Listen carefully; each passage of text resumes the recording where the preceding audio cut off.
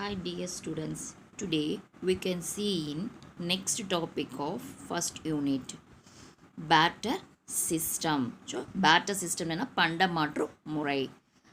Goods were exchanged for goods prior to invention of money. Barter system worked on certain conditions mentioned as below. பணம் மாற்றம் வர்றதுக்கு முன்னாடி எப்படி இருந்தது அப்படின்னு பார்த்தோம்னா ஒரு பொருளுக்கு பதிலாக மற்றொரு பொருளை கொடுத்து வாங்கக்கூடிய முறை தான் என்ன அப்படின்னு சொல்கிறாங்க barter system. Each party to barter must have surplus stocks for the trade to take place. பிஸ்னஸில் ஈடுபடக்கூடிய ஒவ்வொருத்தரும் என்ன பண்ண அவங்களுக்கு தேவைக்கு போல் மீதி பொருளை அவங்க என்ன வச்சுருக்கணும் இருப்பில் வச்சுருந்தா மட்டும்தான் என்ன பண்ண முடியும் எக்ஸ்சேஞ்ச் பண்ணிக்க முடியும். தென் செகண்ட் பாயிண்ட் பாரு, both the buyers and sellers should require the goods each other desperately, that is double coincidence of wants. ரெண்டு பேத்துக்கு அதாவது பொருளை வாங்குறவங்களுக்கும் சரி பொருளை விற்கிறவங்களுக்கும் சரி பையர்ஸ் அண்ட் செல்லர்ஸ் ரெண்டு பேத்துக்கும் அந்த பொருளுடைய தேவை எப்படி இருக்கணும், ஸோ உரிமை மாற்று இருக்கணும். ஸோ அந்த பொருள் நான் உங்கள்கிட்ட கொடுக்கறதுக்கு எனக்கு உரிமை இருக்கணும், அந்த பொருளை உங்கள்கிட்ட கொடுக்கறதுக்கு உங்கள்கிட்ட இருந்து எனக்கு கொடுக்கறதுக்கு உனக்கு உரிமை இருக்கணும். Then next third one, buyer and seller should meet personally to effect the exchange. So பையரும் செல்லரும் ரெண்டு பேரும் என்ன பண்ணுறாங்க நேரடியாக மீட் பண்ணிக்கணும். எப்போ அப்படின்னு பார்த்தோன்னா இந்த ப்ராடக்டை எக்ஸ்சேஞ்ச் பண்ணிக்கக்கூடிய டைமில். ஸோ இதுதான் என்னன்னு பார்த்தோன்னா barter system. Then next one, constraint in barter system. The barter system envisages mutual exchange of one's goods to other without the intervention of money as a medium of exchange. It imposes certain constraints in the smooth flow of trade as explained. இதில் என்ன சொல்லியிருக்காங்க அப்படின்னு பார்த்தோன்னா நமக்கு இருக்கக்கூடிய மணி transaction அதாவது பணம் பரிமாற்றம் அங்கே என்ன ஆகாது இடம் பெறாது. ஸோ ஒரு பொருளை கொடுத்து வேற ஒரு பொருளை பெறக்கூடியதான் என்ன அப்படின்னு பார்த்தோன்னா எங்கள் பிஸ்னஸ். அந்த முறையை தான் என்னன்னு சொல்கிறோம் அப்படின்னு பார்த்தோன்னா பேட்டர் சிஸ்டம் அப்படின்னு சொல்கிறாங்க. இந்த சிஸ்டமில் நிறைய ட்ராபேக்ஸ் இருக்கு, என்னென்ன அப்படின்ட்டு நம்ம பார்ப்போம். Then first one, lack of double coincidence of wants. So unless two persons who have surplus have the demand for the goods passed by each other, barter could not materialize. For instance, A is having a surplus of groundnut and B is possessing rice in surplus. In this case, A should be need of rice possessed by B, as the latter should desperately need groundnut possessed by A. If this coincidence of wants does not exist, barter cannot take place. இப்போ ரெண்டு persons இருக்காங்க, அவங்களுக்கு அதிக தேவைக்கு அதிகமாக இருக்கக்கூடிய பொருள். So A and பின்னு இருக்காங்கன்னு வச்சுக்கோங்க. ஏ கிட்ட இருக்க பொருள் பிக்கு தேவைப்படணும், பிக்கு இருக்கிற பொருள் அதிகமாக இருக்கக்கூடிய பொருள் ஏக்கு தேவைப்படணும். இல்லை தேவைப்படாமல் இருந்தால் அங்கே என்ன நடக்காது, இந்த ட்ரேடு நடக்காது. ஸோ ஃபார் எக்ஸாம்பிள் பாரு, ஏ அப்படின்றவங்கக்கிட்ட என்ன இருக்குது, கிரவுண்ட்நட் இருக்குது, கடலை இருக்குது. பி அப்படிங்கிட்டவங்கக்கிட்ட ரைஸ் அரிசி இருக்குது. ஸோ அப்போ ஏக்கிட்ட இருக்க கடலை பிக்கு தேவைப்படணும், பி கிட்ட இருக்க அரிசி ஏக்கு தேவைப்படணும். அப்படி தேவைப்பட்டால் மட்டும்தான் இந்த பிஸ்னஸ் டிரான்சாக்ஷன் நடக்கும், இல்லை அப்படின்னா இது நடக்காது. ஸோ இதுதான் என்ன அப்படின்னா பேட்டர் சிஸ்டம். ஒரு பொருளுக்கு பதிலாக மற்றொரு பொருளை கொடுத்து நம்ம வாங்கிக்கக்கூடியது. ஸோ இதுதான் என்ன அப்படின்னா lack of double coincidence of wants. The next one, non existence of common measure of value. Barter system could not determine the value of commodities to be exchanged as they lacked commonly acceptable measure to evaluate each and every commodity. It was difficult to compare the value of all article in the absence of an acceptable medium of exchange. ஒவ்வொரு பொருளுக்கும் தனித்தனியாக மதிப்பீடு இருக்கும். அந்த மதிப்பீட்டில் ஒரு பொது மதிப்பு பின்பற்றுவது கிடையாது. ஸோ ஒரு பொதுவான மதிப்பு இதுதான் இருக்கும் இதுதான் இருக்கும் அப்படின்ட்டு பொதுவாக ஒரு மதிப்பை நம்ம என்ன பண்ணுறது கிடையாது, ஃபாலோ பண்ணுறது கிடையாது. ஸோ அந்த விலை மதிப்பீட்டின்மை காரணமாக அந்த விலை அந்த வேல்யூவோடைய மதிப்பு என்ன பண்ணுறாங்க, ஒரே மாதிரி இருக்காதனால அதனுடைய காரணத்தால் அந்த பொருளோட மதிப்பீடு என்ன ஆகுது, ஒரே மாதிரி இல்லாமல் அது அளவு ஒரே மாதிரி அளவு இல்லாமல் இருக்கிறது. Not existent of common measure of value. So அதனுடைய வேல்யூ இதனுடைய வேல்யூ ஒரே மாதிரி இருக்காமல் இருக்கிறது. It is called as non-existence of common measure of value. Then third one, lack of direct contact between producer and consumer. It was not possible for buyers and sellers to meet face to face in many contexts for exchanging the commodities for commodities. This hindered the process of barter in all practical sense. இப்போ பையரும் செல்லரும் என்ன பண்ணுறது, meet to face many existent. So இப்போ நேரடுக்கு நேராக பேசிக்கக்கூடிய வாய்ப்பு ஏற்படுறது கிடையாது. அதனால் இந்த முறையில் என்ன பண்ணணும், ஆனால் நேருக்கு நேராக சந்திக்க வேண்டிய அவசியம் இருக்குது. ஸோ இதுதான் என்ன அப்படின்னு பார்த்தீங்கன்னா lack of direct contact between producer and consumer. Then next one, lack of surplus stock. Absence of surplus stock was one of the implements in barter system. If the buyers and sellers do not have surplus, then no barter was possible. So இந்த முறையில் என்ன பண்ணுறாங்க, பொருட்களை ஏன்னா தேவைக்கு அதிகமாக நம்ம கையில் இருக்கணும், இல்லை அப்படின்னா இங்கே பிஸ்னஸ்ஸு என்ன பண்ண முடியாது, நடத்துறதுக்கான வாய்ப்பே கிடையாது. ஸோ இப்போ நமக்கு என்ன தேவைப்படும், இந்த முறையில் தேவைக்கு அதிகமாக இருப்பு இருக்கணும், ஸ்டாக் நமக்கு இருக்கணும். நம்மளுடைய தேவைக்கு போக அதிகமான ஸ்டாக் இருந்தால் மட்டும்தான் இதில் ட்ரேடு நடக்கும், இல்லை அப்படின்னா இங்கே ட்ரேடு நடக்காது. It is called as lack of surplus stock. These are all the constraint in barter system. Next one, inventory of money. All the aforesaid constraints were addressed by the invention of money as medium of exchange. Besides, there are other hindrances in the smooth exchange of goods from the place of production to the place of consumption, like place, time, risk, knowledge, finance, and so on. They are addressed by various mechanisms in detail in the subsequent sections of this chapter. Invention of money. பணம் உருவாக்கம். பணம் எப்படி உருவாக்கம்ன்றாங்க. So ஏற்கனவே நம்ம கூறியிருக்கிற எல்லா தடைகளையும் அகற்றுறதுக்காக வந்தது தான் என்ன அப்படின்னு பார்த்தீங்கன்னா மணி, பணம். மணி மார்க்கெட்டுக்கு வர்றதுக்கு காரணம் என்ன அப்படின்னு பார்த்தீங்கன்னா நமக்கு எக்ஸஸாக இருக்கக்கூடிய ப்ராடக்ட் இருந்தால் மட்டும்தான் நம்ம என்ன பண்ணிக்க முடியும், எக்ஸ்சேஞ்ச் பண்ணிக்க முடியும். ஆனால் இப்போ மணி இருந்தது அப்படின்னா நம்ம என்ன பண்ணிக்கலாம், மணி கொடுத்துட்டு நமக்கு வேணுங்கிற ப்ராடக்டை நம்ம வாங்கிக்கலாம். அதுக்காக தான் இப்போ எங்கே வந்தது, மணி கண்டுபிடிச்சாங்க. ஸோ அப்போ உற்பத்தி நம்ம ப்ராடக்டை ப்ரொடியூஸ் பண்ண ப்ராடக்டை எந்த இடத்துலேருந்து, அந்த செய்யப்பட்ட இடத்துல உற்பத்தி செய்யப்பட்ட இடத்துல இருந்து அதை பயன்படுத்துறதுக்கு இடத்துக்கு பொருளை என்ன பண்ணுறாங்க, பரிமாற்றம் இங்கேருந்து அங்கே கொண்டு போகிறாங்க.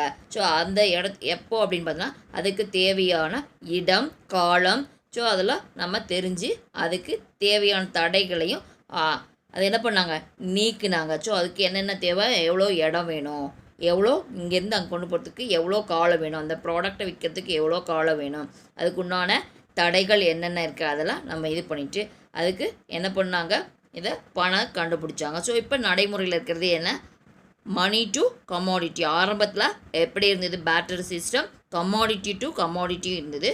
ஆனால் இப்போ எப்படி இருக்குது, money to commodity. Then next hindrance of commerce. production of goods and service for the satisfaction of human wants in the main objective of an industry. Reaching those goods and services to the play people for where these were produced is the object of commerce. Commerce service as a valuable link between the producer and the consumer. ஹியூமனுக்கு தேவையான அந்த பண்டங்களும் பரிமாற்றங்களும் எப்படி இந்த பணிகளும் அதை உற்பத்தி செய்ய வேண்டியதாக இருந்தது. ஸோ அந்த ப்ராடக்டை ப்ரொடியூஸ் பண்ணதுக்கப்புறம் அந்த ப்ராடக்ட்ஸ் என்ன பண்ணுறாங்க, அந்த பண்டங்களை பணிகளும் மக்களுக்கு சென்று சேர வேண்டும். ஸோ பீப்புளுக்கு என்ன ஆகணும், போய் சேரணும். ஸோ உற்பத்தியாளருக்கும் ஸோ நுகர்வோருக்கும் இடையே, அதாவது கன்சியூமருக்கும் ப்ரொடியூசருக்கும் நடுவில் இருக்கக்கூடிய மிக முக்கியமாக இது பங்கு வகிக்குது. என்ன அப்படின்னு பார்த்தோன்னா இந்த காமர்ஸ். தென் அந்த பொருளாதார நடைமுறையில் ஸோ அந்த பணிகளோட தொடர்புடைய என்னென்ன பணிகள் அந்த பணிகளோட தொடர்புடையது இருக்குது அப்படின்னு பார்த்தோம்னா ஸோ ப்ரொடக்ஷன். தென் அந்த பொருளை என்ன பண்ணுறாங்க, ஒரு இடத்துலேருந்து ஒருத்தருக்கு கொடுக்கறதுக்கான பகிர்வு. ஸோ அந்த பொருள்களை பகிர்வு பொருட்கள் மற்றும் சேவைகளின் நுகர்வு, இந்த மாதிரி தொடர்பு நம்ம அந்த பணிகளுக்கு மேற்கொள்ளும் போது அந்த துறைக்கு என்ன பேர் அப்படின்னு பார்த்தீங்கன்னா காமர்ஸ் அப்படின்ட்டு சொல்கிறோம். It renders variety of service to ensure that the passage of goods and service between two is completed without any let or hindrance. Accordingly, commerce may be defined as the organized system for the exchange of goods and services between members of industrial world. It comprises all forms of trade, wholesale, retail, import, export, and entrepreneurial service, which aid and assist the trading activities such as banking, transport, warehousing, insurance and advertising. இந்த பொருளும் அந்த பொருளுக்கான பணி, அதாவது goods and services. So அந்த ரெண்டையும் என்ன பண்ணுறாங்க, பரிமாற்றம், ஒருத்தர்கிட்ட எக்ஸ்சேஞ்ச் பண்ணக்கூடிய முறைக்கு தான் என்ன பேர் அப்படின்னு பார்த்தோம்னா இங்கே பிஸ்னஸ், அதாவது காமர்ஸ் அப்படின்ட்டு சொல்லியிருக்காங்க. இவற்றில் இருக்கக்கூடிய அனைத்து வகையான வியாபார செயல்பாடுகளும், ஸோ இதில் இருக்கக்கூடிய அனைத்து வகையான வியாபார செயல்பாடுகளை என்னென்ன அப்படின்னு பார்த்தோம்னா என்னென்ன இருக்குது அப்படின்னு பாரு. Wholesale, retail, import, export and entrepreneurial service. So இந்த சர்வீஸ் எல்லாமே அங்கே என்ன பண்ணுறாங்க, அதனுடைய துணை செயல்பாடான வங்கிக்கும் போக்குவரத்துக்கும் பண்டக காப்பு, காப்பீடு மற்றும் அதாவது பண்டக காப்புன்னு வேர்ஹவுஸ், காப்பீடுனா இன்சூரன்ஸு, விளம்பரம் அட்வர்டைஸ்மெண்ட், இவற்றில் எல்லாத்துலேயும் இது அடங்கும். ஸோ இந்த ரேட்டு, அதாவது ஹோல்சேல் பண்ணாலும் சரி, ரீட்டைல் பண்ணாலும் சரி, இம்போர்ட் பண்ணாலும் எக்ஸ்போர்ட் பண்ணாலும் ஸோ இது எல்லாமே அந்த இதுக்குள்ளே அடங்கும். இந்த விளம்பர செலவு மற்ற செலவுகள் எல்லாம் இதில் அடங்கும். Then next one, elimination of hindrance of business. Business consists of all industries and commerce. It serves to remove several hindrances and solve many problems while facilitating the production and distribution of goods. The various hindrances removed by business are as follows. So இங்கே என்ன சொல்லியிருக்காங்க அப்படின்னு பார்த்தீங்கன்னா hindrance of business. Hindrance of business அப்படின்னா வேறு ஒன்றும் கிடையாது. பிஸ்னஸில் இருக்கக்கூடிய தடைகள் என்னென்ன, அவற்றை எப்படி எலிமினேட் பண்ணலாம், அவற்றை எப்படி நீக்கலாம், தொழில் தடைகளும் அவற்றை நீக்கக்கூடிய வழிகளும். ஸோ அப்போ இதில் என்னென்ன இருக்குது, ஸோ பொருட்களும் அதனுடைய பணிகளும், கூட்ஸ் அண்ட் சர்வீஸ் எப்படி இருக்கும், அதை பரிமாற்றத்திற்கு இடையே, ஸோ டிரான்சாக்ஷனுக்கு இருக்கக்கூடிய தடைகள் என்னென்ன இடையூறுகள் இருக்குது, ஸோ அவற்றை எப்படி நீக்கலாம் அப்படின்னு பார்த்தோம்னா ஒரு 10 பாயிண்ட்ஸ் இருக்குது. ஸோ என்னென்ன அப்படின்ட்டு நம்ம பின்ன ஒன் பை ஒன்னாக பார்ப்போம். First one, hindrance of person. So அப்போ manufacturers do not know the place and face of the consumers. It is the retailer who know the taste, preference and location of the consumer. the chain of middlemen consisting of wholesaler, agents, and retailers establish the link between the producers and consumers. Hindrance of business அப்படின்னா என்ன? பொருளை தேவைப்படும் நபர்களுக்கு, so பொருள் யாருக்கு வேணுமோ அந்த பர்சன்ஸ்க்கு நியாயமான விலையில் வாங்க விரும்புபவர்களை தொடர்பு கொள்ள முடியாத நிலையில் உள்ளது. ஸோ எனக்கு ஒரு பொருள் வேணும், நான் அந்த பொருளை வாங்கும்போது நியாயமான விலையில் வாங்கணும்னு நினைக்கிறதுக்கு அந்த பொருளுக்கான நியாயமான பர்சன்ஸ் யார் அப்படின்னு நான் என்ன பண்ண முடியாது, தொடர்பு கொள்ள முடியாது. நடுவில் யார் இருப்பாங்க, இன்டர்மீடியரி இருப்பாங்க. ஸோ அப்போ அந்த பொருளோட வேல்யூ என்னாகும், ஹையாக இருக்கும். ஸோ அந்த மாதிரி சுச்சுவேஷனில் என்ன பண்ணுறாங்க அப்படின்னா, இந்த ப்ராடக்டை யார் ப்ரொடியூஸ் பண்ணாங்க, உற்பத்தி பண்ணாங்க, அவங்களுக்கும் யார் அந்த ப்ராடக்டை வாங்குகிறாங்க, கன்சியூமர், அதாவது கஸ்டமர் ஆர் கன்சியூமர், அந்த பொருளை வாங்குறவங்க அல்லது அந்த பொருளை பயன்படுத்துகிறவங்களுக்கும் ஸோ இருக்கக்கூடிய ஒருவருக்குடைய அறிமுகம் செய்து கொள்ளக்கூடிய சந்தர்ப்பம் ஏற்படுறதுக்கான வாய்ப்பே இங்கே கிடையாது. ஸோ ப்ரொடியூஸ் பண்ணுறவங்க எங்கேயோ இருப்பாங்க, அதை யூஸ் பண்ணுறவங்க ஏதோ ஒரு பக்கம் இருப்பாங்க. ஸோ அதுக்கு ரெண்டு பேத்துக்கு நடுவில் எந்த ஒரு கான்டாக்டும் இருக்காது, எந்த ஒரு சந்தர்ப்பமே மீட் பண்ணுறதுக்கான சந்தர்ப்பமே கிடைக்காது. ஸோ இந்த மாதிரியான குறைபாடு தான் என்ன அப்படின்னு சொல்கிறோம் அப்படின்னு பார்த்தோம்னா ஹிண்டரன்ஸ் ஆஃப் பர்சன்ஸ். ஸோ உற்பத்தியில் அந்த ப்ராடக்டை உற்பத்தி பண்ணும்போது அதனோட அளவு அதிகரிக்கணும் அப்படின்னா என்ன பண்ணணும், ஸோ கன்சியூமரை தேடி தான் அவங்க வந்தாகணும். ஸோ அந்த மாதிரி பிஸ்னஸில் இம்பார்ட்டண்ட்டாக இருக்கக்கூடிய வியாபாரத்தை இந்த குறைபாடு நீக்க உதவுது. ஸோ ஹிண்டரன்ஸ் ஆஃப் பிஸ்னஸ் நீக்கிறதுக்கு உதவுது. Then next one, hindrance of place. Production take place in one center and consumers are spread throughout the country and world. Rail, air, sea and land transports bring the product to the place of consume. Hindrance of place, அதாவது இடத்தடை எப்படி ஏற்படுது. So ஒரு பொருளை ஒரு இடத்துல உற்பத்தி செஞ்சு நாடு முழுவதோ அல்லது உலகம் முழுவதோ இருக்கக்கூடிய கன்சியூமருக்கு அவங்க என்ன பண்ண போகிறாங்க, சேல்ஸ் பண்ணுறாங்க.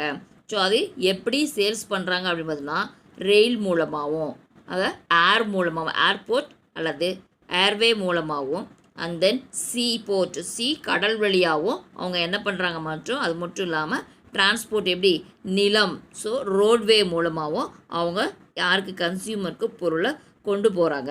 ஸோ அப்படி கொண்டு செல்கிறதுக்கு முக்கியமாக இருக்கக்கூடியது என்ன அப்படின்னு பார்த்தோன்னா போக்குவரத்தாக தான் இருக்குது. அந்த போக்குவரத்தை நீக்கக்கூடியது தான் என்ன அப்படின்னு பார்த்தோன்னா place, hindrance of place. Then next one, hindrance of time. Consumers want product whenever they have money, time and willingness to buy. Goods are produced in anticipation of such demands. They are stored in warehouse in different regional centers so that they can be distributed at the right time to the consumers. The third one என்ன அப்படின்னா hindrance of time, அதாவது கால தடை. hindrance அப்படின்னா தடைகள். So இப்போ இங்கே time அப்படின்னா என்ன, காலம், நேரம். ஸோ இங்கே என்னென்னு நம்ம சொல்கிறோம், காலத்தை குறிக்கக்கூடியது. ஸோ இந்த நுகர்வோருக்கு தேவைப்படும் போது, அதாவது கன்சியூமருக்கு தேவைப்படும் போது வாங்க விரும்பும் போதும் பொருளை கிடைக்கணும். நான் எனக்கு இப்போது பொருளை வாங்கணும்னு நினைக்கும் போது ஸோ நம்ம அந்த பொருளை என்ன பண்ணணும், வாங்கணும். ஸோ அது தேவையை கணக்கில் கொண்டு, அந்த தேவையை நம்ம கணக்கில் எடுத்துக்கிட்டு அந்த பொருளை என்ன பண்ணணும், அதிகமாக உற்பத்தி செய்யணும். உற்பத்தி செஞ்சு நுகர்வோருக்கு விற்க தயாரான நிலையில் வச்சுருக்கணும். ஸோ ஒரு குறிப்பிட்ட காலத்தில் மட்டும் அந்த உற்பத்தி செய்யப்படும் பொருளை ஆண்டு முழுவதும் தேவை ஏற்படும். ஒரு ஷார்ட் பீரியடில் தான் அந்த ப்ராடக்டை நம்ம என்ன பண்ண முடியும், ப்ரொடியூஸ் பண்ண முடியும். ஆனால் அதனுடைய தேவை எப்படி இருக்கும், அந்த வருஷம் ஃபுல்லாக இருக்கும். அந்த மாதிரியும் சில ப்ராடக்ட்ஸு நம்ம ப்ரொடியூஸ் பண்ணோம். எனவே இந்த மாதிரியான பொருளை எங்கே சேமித்து வைப்பாங்க அப்படின்னு பார்த்தோம்னா வேர் ஹவுஸில் சேமித்து வைப்பாங்க. அதன் மூலமாக அந்த பொருளை என்ன பண்ணுவாங்க, தொடர்ந்து கிடைக்கிறதுக்கான ஏற்பாடு செய்வாங்க. ஃபார் எக்ஸாம்பிள் பார்த்தோம்னா என்ன அப்படின்னு பார்த்தோம்னா ஒரு ரைஸ் நம்ம ப்ரொடியூஸ் பண்ணுறாங்க, ரா ரைஸு ப்ரொடியூஸ் பண்ணுறாங்க, பேடி, அதுக்கு பேர் ரா ரைஸ்க்கு பேர் Bedi.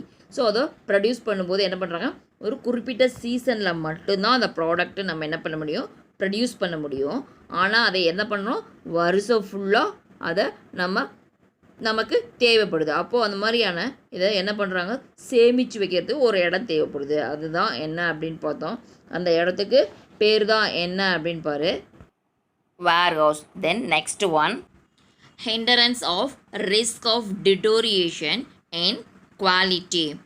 Proper packaging and modern air conditioned storage houses ensure that there is no destination in quality of products. Goods are protected against insect, rats, evaporation, etc. இங்கே டிட்டோரியேஷன் அப்படின்னு கொடுத்துருக்காங்க. டிட்டோரியேஷன் அப்படின்னா என்ன அப்படின்னா தரம் கெடாமல். ஸோ அந்த ப்ராடக்டோடைய தரம் கெடாமல் இருக்கணும். இப்போ அந்த பொருளை என்ன பண்ணுறாங்க, கரெக்டான முறையில் ப்ராப்பரான முறையில் பேக்கேஜ் பண்ணுறாங்க. அல்லது ஏர் கண்டிஷன் முறையில் இருக்கணும் அப்படின்னா அதுக்கு தகுந்த மாதிரி முறையில் என்ன பண்ணுறாங்க, ஸ்டோரேஜ் பண்ணி வச்சு அதனுடைய குவாலிட்டி குறையாமல் பாதுகாக்கிறாங்க.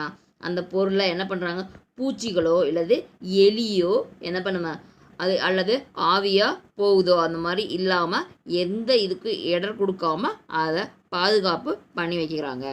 தென் next one, hindrance of risk of loss.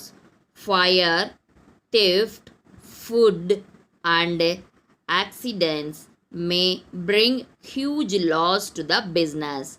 Insurance companies serve to cover a risk of such losses. So அப்போ என்ன பண்ணுறாங்க, ஃபயர் மூலமாகவோ அல்லது திருட்டு போடுறது, அதாவது தெஃப்ட் மூலமாகவோ, ஃப்ளட்டு வெள்ளம் வர்றது மூலமாகவோ அல்லது ஆக்சிடெண்ட்டாக ஏதாவது நடக்கிறது மூலமாகவோ ஸோ இது பிஸ்னஸ் என்னாகும், மிகப்பெரிய லாஸை சந்திக்கும். ஸோ அதுக்காக நம்ம பாதுகாப்பாக இருக்கிறதுக்கு என்ன பண்ணணும், இன்சூரன்ஸ் கம்பெனிஸ் மூலமாக நம்ம இன்சூரன்ஸ் போட்டு வச்சுட்டோம்னா இந்த ரிஸ்க்கை நம்ம என்ன பண்ணலாம், அந்த லாஸ்லேருந்து பாதுகாத்துக்கொள்ளலாம். இதுக்கு பேர் தான் என்ன அப்படின்னா hindrance of loss, risk of loss. Then next, hindrance of knowledge. Advertising and communication help in announcing the arrival of new products and their users to the people.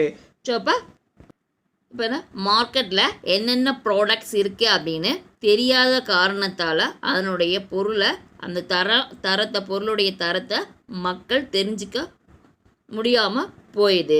So இந்த தடையை நீக்கிறதுக்கு என்ன பண்ணுறாங்க அப்படின்னா ஒரு நல்ல விளம்பரம் அல்லது விற்பனையாளர் சேவை மூலம் இந்த தடையை நீக்கலாம். இது என்ன அப்படின்னா ஸோ இப்போ நம்ம என்ன பண்ணுறோம், ஸ்டார்டிங்கில் என்னென்ன ப்ராடக்ட்ஸ் வந்தது அப்படின்ட்டு நமக்கு தெரியாது. ஸோ இப்போ இருக்கிற காலகட்டத்தில் நம்ம என்ன பண்ணுறோம், அட்வர்டைஸ்மெண்ட் மூலமாக நம்ம இந்த ப்ராடக்ட்ஸ்லாம் எப்படி இருக்குது என்ன ஏது அப்படின்ட்டு நாலேஜ் நம்ம வளர்த்துக்கிறோம். ஸோ டிவி மூலமாகவோ இல்லை வேறு நிறைய பில் போர்டு, ஸோ வேறு advertisement, paper advertisement, notice board advertisement, so இது மூலமாக நம்ம என்ன பண்ணலாம் தெரிஞ்சுக்கிறோம். ஸோ இதுதான் என்ன, இது பேர் தான் என்ன அப்படின்ட்டு பார்த்தோம்னா hindrance of knowledge. Then next, hindrance of exchange.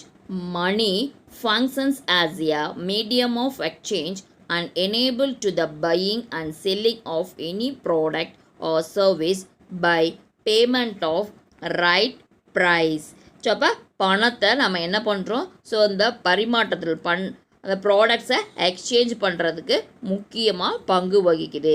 So அந்த பொருளுக்கு உண்டான சரியான விலையை கொடுக்கறது மூலமாக எந்த ஒரு தயாரிப்புமோ அல்லது சேவை, அதாவது ப்ராடக்ட் அண்டு சர்வீஸ் நம்ம என்ன பண்ணுறோம் வாங்குகிறோம். ஸோ அது மட்டும் இல்லாமல் விற்கிறோம், அவற்றின் மூலமாக செயல்படுத்துகிறோம். ஸோ அந்த ப்ராடக்டை வாங்கிறது விற்கிறது மூலமாக அந்த பணத்தை கொடுத்து நம்ம என்ன பண்ணுறோம், நம்ம வாங்கிக்கிறோம். தென் next one, hindrance of finance. Producer and traders may not have the required funds at the time of their need. Banks and other financial institutions provide funds and help in transfer of funds to enable the functioning of business smoothly. So இப்போ இங்கே finance அப்படின்னா நிதிக்கு எப்படி தடை ஏற்படுது, ஹிண்டரன்ஸ்னா தடை. So இந்த ப்ராடக்டை உற்பத்தி பண்ணுறவங்களுக்கும் அந்த ப்ராடக்டை சேல்ஸ் பண்ணுறவங்களுக்கும் இருக்கக்கூடிய அத்தியாவசிய நேரத்தை எது கிடைக்குது, ஃபினான்ஸில் கிடைக்கிறது இல்லை. ஸோ அது எப்படி ரொம்ப ஒரு ஆளை பார்க்கணும், அவங்கள பார்த்து நேரில் தான் பணம் கொடுக்கணும் அப்படின்னா நிறைய டைம் வேஸ்ட் ஆகிட்டுருக்கு. ஸோ அப்போ அதுக்கு பதிலாக நம்ம இப்போ என்ன பண்ணிட்டோம், பேங்க் மூலமாக அந்த டிரான்சாக்ஷன்ஸ் நம்ம பண்ணுறோம். இதுக்கு பேர் தான் என்ன அப்படின்னு பார்த்தீங்கன்னா ஹிண்டரன்ஸ் ஆஃப் ஃபினான்ஸ். ஒரு பிஸ்னஸை நம்ம என்ன ஷார்ட் பீரியடில் நம்ம முடிச்சுக்கக்கூடியது. Then next one, hindrance of developing the exact product.